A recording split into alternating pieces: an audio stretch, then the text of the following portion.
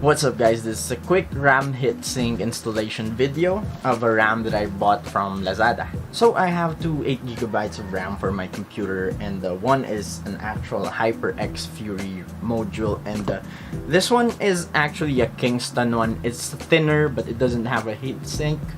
It's also 8 gigs. RAM heatsinks prevent your memory modules from reaching very high temperatures, but that's not really the reason why I bought one. I think my RAM is fine without the heatsink on it, but of course I want it to look even. So I actually bought two of these because I wanted to make sure that the two memory modules would match. But I actually think that I bought the wrong color, so I'm not sure if it's obvious, but they're not exactly the same color. But since it's not really very obvious that they're different, I'm not gonna change the heatsink for this one.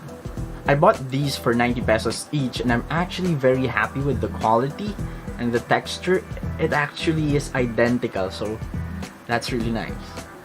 And each set comes with these, so it comes with the thermal adhesive. And this thing, aside from being an adhesive, is gonna help transfer the heat from the memory modules onto our heat spreader.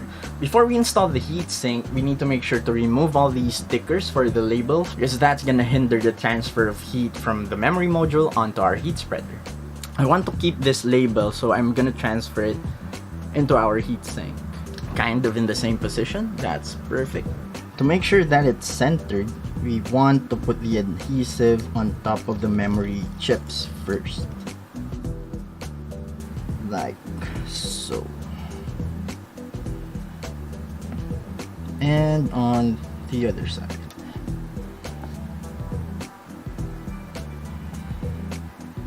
I'm using a pair of tweezers to keep the adhesive in place while I remove the plastic.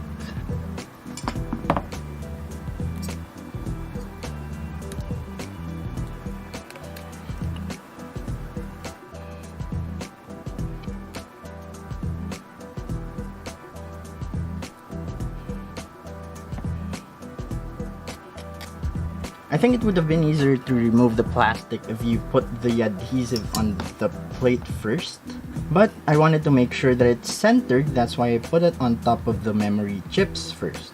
See that this groove is near me? I want to make sure that it matches the original HyperX Fury design, so I'm making sure I'm placing the plate this way. So I'm gonna install the front plate first. And it's now on there. Now for the back plate, you actually need to bend these things. So after putting them together, like so, you have to apply pressure for it to actually snap into place. And there you have it.